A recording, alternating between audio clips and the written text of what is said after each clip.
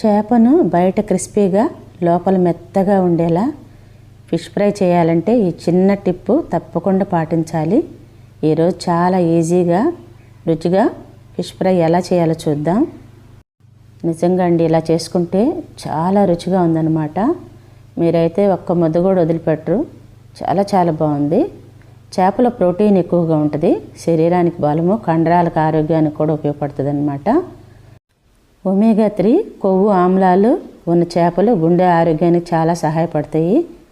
మెదడు ఆరోగ్యానికి కూడా ఒమేగా 3 చాలా ఉపయోగపడుతుంది. Vitamin B12, vitamin D, selenium వంటి పోషకాలు కొన్ని చేపలలో లభిస్తాయి. విటమిన్ D, ఫాస్ఫరస్ వంటి పోషకాలు ఎముకల ఆరోగ్యానికి కూడా సహాయపడతాయి అన్నమాట. చిన్న మాట అండి, చేప పోషకాలు ఎక్కువగా ఉన్న ఆహారం అయితే ఫిష్ ఫ్రైలో నూనె ఎక్కువగా ఉండకుండా మితంగా తీసుకుంటే మంచిదన్నమాట. చూడండి ఎంత బాగా వేగుతున్నాయో. ఇలా కనుక వేయించుకున్నారంటే చాలా క్రిస్పీగా వస్తాయి. బయట లోపలే మెత్తగా వస్తాయి. పెనం మీద అయినా సరే కొంచెం ఆయిల్ వేసుకుని కూడా ఫ్రై చేసుకోవచ్చు. ఇలా కూడా ఫ్రై చేయొచ్చు. ఆయిల్ బాగా తక్కువగా వేసుకుని కూడా ఫ్రై చేసుకోవచ్చు అనమాట. నేను అన్ని ముక్కలకు కావాలని కొంచెం ఎక్కువే వేసాను. వేసి ఫ్రై చేసుకుంటూ వచ్చాను. ఖచ్చితంగా మీకు నచ్చుతుందండి. అందరికీ కూడా, మీకు తెలిసిన వాళ్ళందరికీ షేర్ చేయండి అండి. చూడండి ఎంత కలర్ఫుల్గా ఉందో. రుచి కూడా అంతే అద్భుతంగా ఉందన్నమాట. ఒక్కసారన్నా సరే ట్రై చేయండి అండి. తయారు చేసుకునే విధానం చూద్దాము. చాలా యమ్మీగా ఉంది. లోపల మెత్తగా బయట క్రిస్పీగా. చూడండి ఎంత బాగా వేగినాయో. తయారీ విధానం చూద్దాము. ఒక 1/2 కేజీ చేప ముక్కలండి ఇవి. బాగా క్లీన్ చేయించుకొచ్చాను బయటే నేను. మనం క్లీన్ చేయించుకొచ్చినా ఇంటి దగ్గర ఇంకొకసారి కడుక్కోవాలన్నమాట. పక్కన పెట్టుకుని ఒక బౌల్ తీసుకుని దాంట్లో 2 స్పూన్లు ధనియాల పౌడరు, అలాగే 1 స్పూను అల్లం వెల్లుల్లి పేస్టు, 1 స్పూను శనగపిండి, ఒక 2 స్పూన్లు బియ్యం పిండి, అలాగే కారము ఒక 2 స్పూన్లు, కొంచెం ఉప్పు అండి, 1.5 స్పూన్ ఉప్పు, అలాగే 1 స్పూన్ నిమ్మరసం. మీరు కావాలంటేనండి శనగపిండికి బదులు కార్న్ ఫ్లోర్ కూడా వేసుకుంటే చాలా బాగుంటుంది. కార్న్ ఫ్లోరే వేయాలి, నా దగ్గర లేదు. నేను శనగపిండి బియ్యం పిండి వేశాను.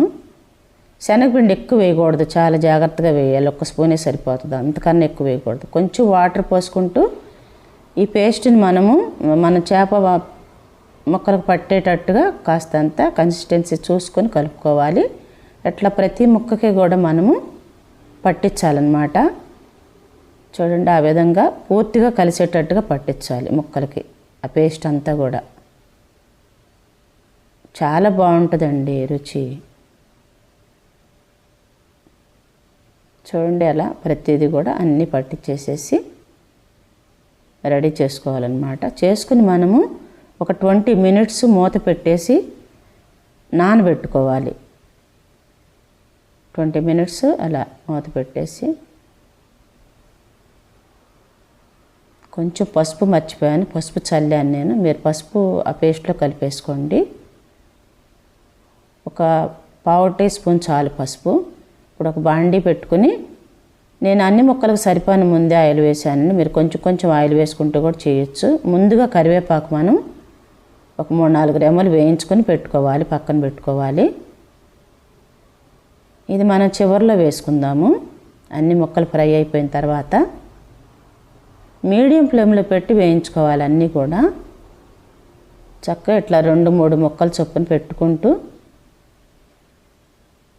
అన్నీ కూడా అటు ఇటు తిప్పుకుంటూ చక్కగా టర్న్ చేసుకుంటూ వేయించుకోవాలి. మరి సిమ్లో కాకుండా మీడియంలో పెట్టుకోవచ్చు. మీరండి పెనం మీద అయినా వేయించుకోవచ్చు. పెనం మీద కూడా చాలా బాగా వస్తాయి.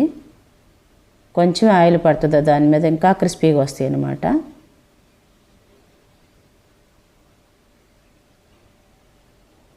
ఈజీగానే అయిపోతుంది.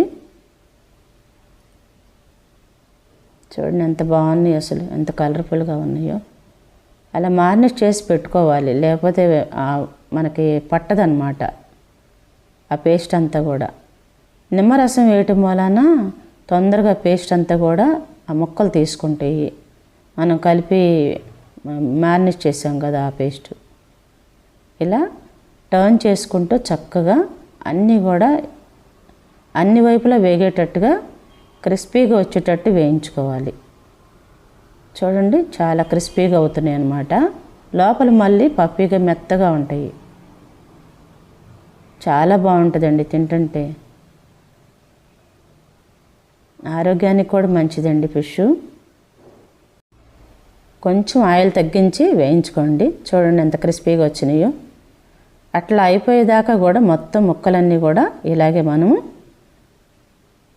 నేను వేసిన ఆయిలేనండి, ఇంకా మళ్ళీ వేయలేదు. చివరికి కొంచెం వేసాను అంతే, ఒక్క స్పూన్. మళ్ళీ అలా క్రిస్పీగా మొత్తం వేగేటట్టుగా వేయించుకోవాలి, పచ్చిదనం లేకోకుండా.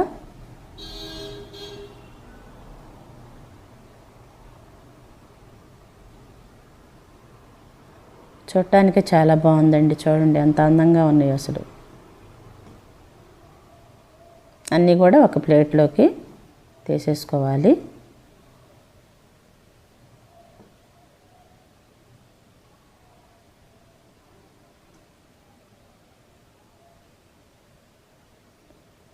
మీరు షాలో ఫ్రై కూడా చేసుకోవచ్చు.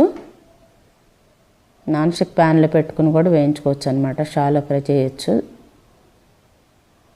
ఇలా చివరి వరకు మొత్తం వేసుకుని వేయించేసుకోవటం.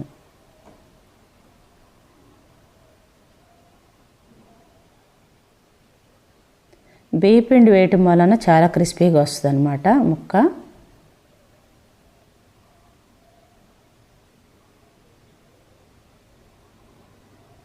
కార్న్ఫ్లోర్ బియ్య పిండి అయితే ఇంకా క్రిస్పీగా వస్తాయి రెండు కలిపితే.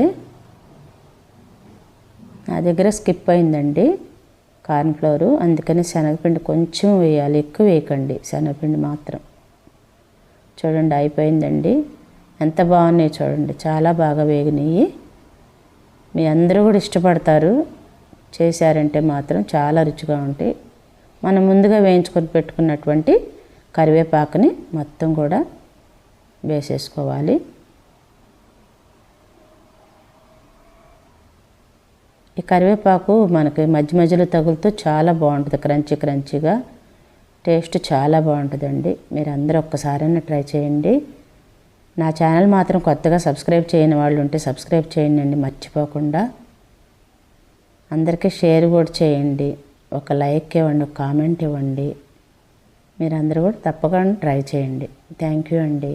చూడండి ముక్కలు ఎంత బాగున్నాయో, పైన క్రిస్పీగా, లోపల మెత్తగా ఉన్నాయన్నమాట. మళ్ళీ మరొక మంచి రెసిపీతో మీ ముందుంటానండి. ధన్యవాదాలు.